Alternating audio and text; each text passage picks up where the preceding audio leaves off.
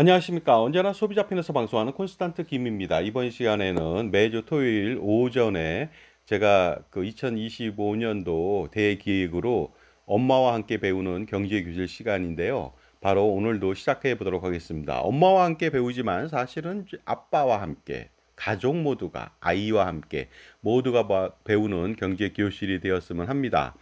오늘은 바로 화폐의 시간 여행이라고 하는 시간 가치죠. 더 타임 밸류 오브 머니 세 번째 시간이 되겠습니다. 예고드린 대로요. 5개 국어로 자막을 넣겠습니다. 영어가 되겠습니다. Economics Class with Mom, The Time Value of Money. 그 다음에 일본어가 되겠죠. 마마토 이쇼니 마나보 케이자이 교시츠가 되겠습니다. 카헤노 직강 가치가 되겠습니다. 그 다음에 중국어가 되겠고요. 프랑스어가 되겠습니다. 윈클라스, 에코노미크 울롱 아프랑 아펙사메르라고 되어 있죠. 발레르 땅포렐 딘 모네라고 되어 있습니다. 그 다음에 스페인어가 되겠습니다. 그럼 시작해 보도록 하겠습니다. PV하고 FV의 관계를 좀 알아보도록 하겠습니다. PV라고 하는 것은 프레젠트 밸류, 그러니까 현재 가치죠. FV는 future value, future value니까 당연히 미래 가치가 되겠습니다. PV와 FV 관계는요, 현재 가치는 물가 상승률로 상승을 합니다. 시간에 따라서. 그러니까 미래 가치가 되는 것이 되겠습니다. 따라서 미래 가치라고 하는 것은 또 어떻게 하냐면요, 물가 상승률로 할인하게 된다면 당연히 현재 가치가 나오는 것이 되겠습니다. 그러니까 현재 가치하고 미래 가치는 서로 연관성이 있다는 것이죠. 현재 예를 들어서 짜장면 값이 8,000원이다. 그랬을 때 10년 후에는 5만 원이 된다. 이럴 수도 있는 거 아닙니까? 그렇다면 그 현재 8,000원의 짜장면하고 10년 후에 5만 원하고는 동일한 짜장면 가격이 되겠습니다. 둘의 가치는요, 물가에 따라서 10년 동안에 그 8,000원에서 5만 원이니까 어떻습니까? 42,000원이 오른 것이죠. 하지만 그 가치라고 하는 것은 사실은 이제 동일하다고 볼 수가 있겠습니다. 그 다음에 미래 10년 뒤에 5만 원의 짜장면의 가치는 물가 상승률로 10년 동안 할인하면은 8,000원이 된다는 거 아니겠습니까? 그러다 보니까 프레젠트 밸류하고 퓨처 밸류의 상관관계는요, 어떤 변수가 있냐면은 바로 그 변수는 물가 상승률이라고 하는 것이 되겠습니다. 그러니까 그 물가 상승률에 따라서 현재의 모습이 미래로 바뀌고 미래의 모습이 할인한다면 현재의 모습이 된다고 보시면 되겠죠. 자, 그렇다면요. 그 우리가 아주 우매한 질문일 수도 있습니다. 여러분 다 현명하니까 현명한 답변을 하시겠죠. 어느 것이 더 좋은지 한번 알아맞혀 보시기 바랍니다. 물가 상승률을 고려하지 않는다면 이건 커다란 문제가 됩니다. 그러다 보니까 조심하실 필요가 있습니다. 첫 번째는요. 3년 뒤에 1억 원을 주겠다 이거죠. 이거 선택하시겠습니까? 두 번째는요. 7년 뒤에 1억 1천만 원을 주겠다. 점점 많아집니다. 세 번째는요. 10년 뒤에 1억 3천만 원을 주겠다. 더 많아지죠. 그 다음에 네 번째는 현재 8,900만 원을 주겠다. 딱 봤을 때 어리석은 사람은 가장 많은 10년 뒤 1억 3천을 선택할지도 모르겠습니다. 하지만 물가 상승률이라고 하는 부분이 4%라고 가정한다면요. 4%라고 했을 때 지금 8,900원은 8,900원이지만 1년 뒤 8,900원은 물가만큼 더 올라야 되겠죠. 그 다음에 10년 뒤는 10년 동안 또 매년 4%씩 올라야 된다는 것이 되겠습니다. 그러다 보니까 여러분은 어떤 걸 선택하시겠습니까? 만약에 그 유치원생한테 이거를 질문하게 된다면은 당연히 그 10년 뒤 1억 3천을 받겠다. 이렇게 생각하는 사람도 있을 겁니다. 과거에 이런 그 실험을 한 적이 있습니다. 아이들한테 거실에다 과자 봉지를 넣고요. 이렇게 말을 합니다. 지금 먹으면 과자 한 봉지 주겠다. 하지만 내가 돌아올 때까지 1시간 뒤에까지 먹지 않고 있다면 과자를 2봉지 주겠다 하고 얘기를 하고 사라졌습니다. 그런데 놀랍게도 아이들은요, 1시간 뒤에 그 돌아와서 엄마가 돌아와서 2봉지의 과자 주는 것을 받았다는 거 아닙니까? 그러니까 그 아이들은 알았다는 것이죠. 현재 한 봉지를 먹을 수 있지만 1시간만 기다리면 2봉지가 된다. 이렇게 생각하는 거 아니겠습니까? 그러다 보니까요. 자, 제가 드린 질문에 대해서 그렇다면은요, 검증을 좀 해보도록 하겠습니다. 1번, 2번, 3번, 4번 어느 것을 선택한지 모르겠습니다만은요, 여러분 사지선다에서 과연 맞췄는지 알아보도록 하겠습니다. 3년 뒤 1억 원이라고 하는 것은 물가상승률 4%로 할인한다면 8,890원이 됩니다. 8,890만 원이 되겠습니다. 그 다음에 7년 뒤 1억 1천만 원이라고 하는 것은 8,359만 원이 됩니다. 매년 4% 할인한다고 가정해 보겠습니다. 10년 뒤 1억 3천은 8,782만 원이 되겠습니다. 그런데 현재 8,900만 원은 그대로 8,900만 원 아니겠습니까? 그러다 보니까 현재 가치를 비교해 볼 수가 있겠죠. 1번 같은 경우에는 8,890만 원, 2번은 8,359만 원, 3번은 8,782만 원, 그 다음에 4번은 8,900만 원입니다. 그러니까 이 중에서 가장 높은 게 어떤 겁니까? 당연히 4번이 되겠습니다. 그렇다면 현명한 여러분들은 4번을 선택하셨을 거로 제가 믿어 의심치 않습니다. 자, 그러다 보니까요, 기본적으로 이런 것을 선택할 수가 있습니다. 만약에 사망보험금을 가입했습니다. 종신보험 가입했습니다. 그랬더니 그 사망하게 된다면 10억 원을 주겠다는 것이죠. 그런데 놀랍게도요, 그 10억 원이라고 하는 것은 지금 사망하면 10억 원을 주는데요, 10년 뒤에도 10억 원을 줍니다. 그러다 보니까 뭐 50년 뒤에도 10억 원 주는 거 아닙니까? 그렇다면 현재 가치로 현재 사망하면 10억 원, 이거 큰 돈이죠. 하지만 10년 뒤는요, 물가상승률로 할인한다면 10억 원이 아니라 더 떨어집니다. 가령 물가상승률 4% 적용 시에는 10년 뒤에는 10억 원이 아니라 6억 7,556만 원밖에 안 되거든요. 20년 뒤에 10억 원을 주겠다. 왜냐하면 종신보험 정액으로 주거든요. 그런데 반도 안 됩니다. 4억 5천만 원 정도밖에 안 되죠. 그 다음에 30년 뒤에 10억 원 주겠다. 이 소리는 3억만 원, 3억밖에 되지 않습니다. 3분의 1도 막 났죠. 40년 뒤에 사망을 한다. 그러면 2억 원밖에 받을 수가 없습니다. 20%밖에 받을 수가 없는 것이죠. 그 다음에 50년 뒤에 사망한다. 그러면 10억 원을 받지만 현재 가치는 1억 4천만 원밖에 되지 않습니다.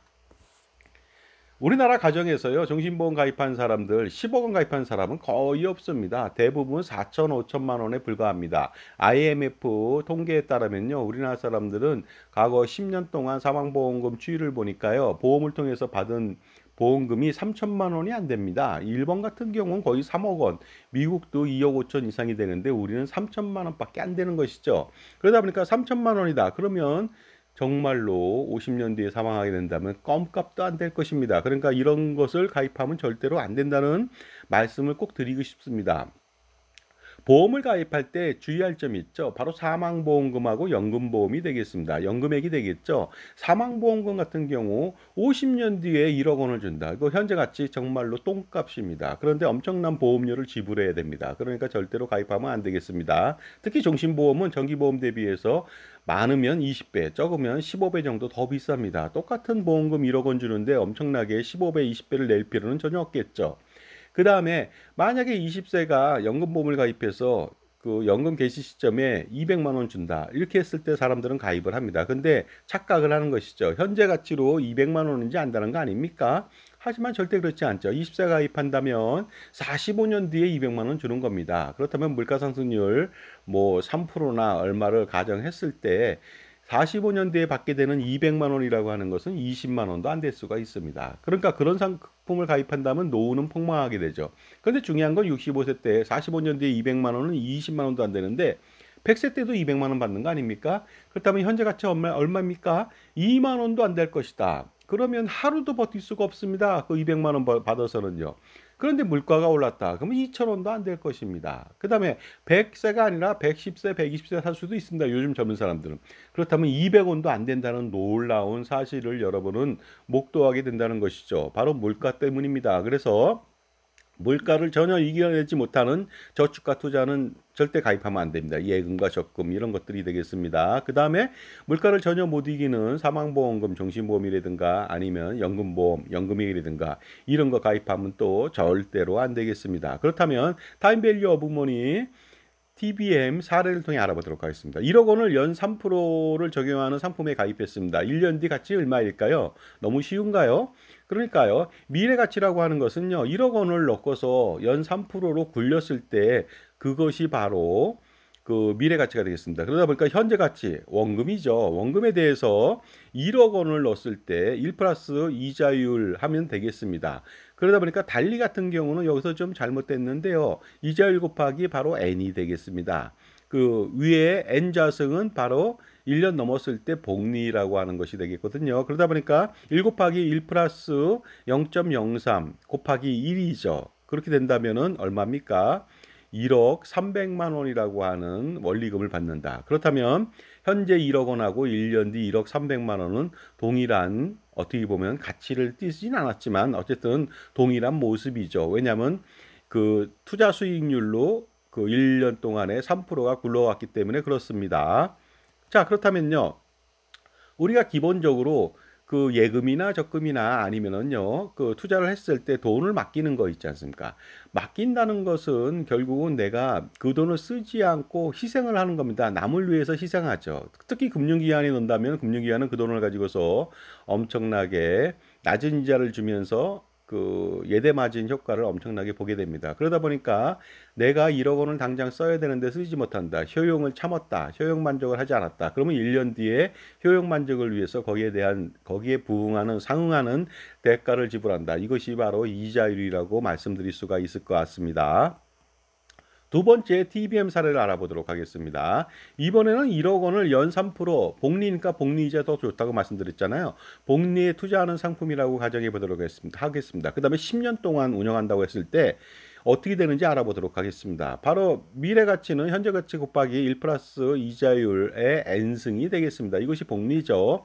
달리라면 어떻습니까? 1 플러스 이자율 곱하기 바로 이자율에다가 n을 곱하면 되겠습니다.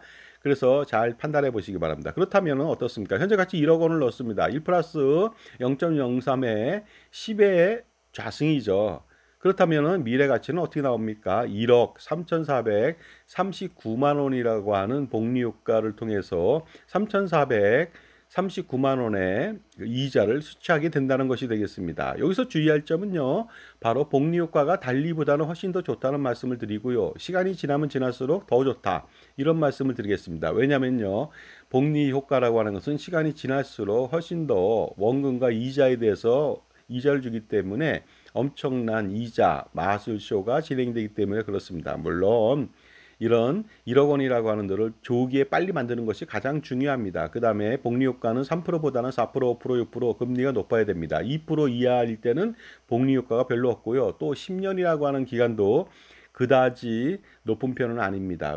긴 편은 아니죠. 그러다 보니까 50년, 100년 동안 그 돈을 묵혀서 사용하지 않아도 되는 여유가 있는 사람만이 복리효과를 노릴 수가 있다고 보면 되겠습니다. 자, 지금까지 제 정보가 도움이 되신다면 무료 구독하고 좋아요 부탁드리고요. 멤버십 회원가입을 통해서 보다 다양한 혜택 받아보시기 바랍니다. 그 다음에 증여세, 상속세, 절세, 자습서 제 저서가 2부로 달랑 8,500원에 판매 중인데요. 투자할 가치 있겠죠? 거기서 8,500원 대비 8,500억 원 절세할 수 있는 방안을 한번 찾아보시기 바랍니다. 이번에는요. TBM, 타임 밸류 오브 머니 세 번째 시간이 되겠습니다. 세 번째 사례가 되겠습니다. 연 5% 달리를 적용하는 상품에 가입한 뒤에 1년 뒤 1억 500만 원이 되었습니다. 그렇다면 최초 투입한 원금은 얼마일까요? 거꾸로 현재 가치를 물어보는 것이죠. 현재 가치라고 하는 것은 미래 가치 나누기 1 플러스 이자율 을 하면 되겠습니다. 이때 이것도 좀 잘못됐는데요. 달리 같은 경우는 1 플러스 이자율 곱하기 바로 n을 곱하면 되겠습니다. 이것은 복리식이 되겠습니다. 죄송합니다. 자, 그러다 보니까요. 1억 원, 미래 1억 500만 원이라고 하는 것은 1 플러스 이자율 1 플러스 0.05죠. 이것으로 나눈다면 현재 가치를 확인할 수 있는데 그렇다면 1억 원이라고 하는 현재 가치를 확인할 수가 있습니다. 그러니까 우리는 여기서 무엇을 하냐면요.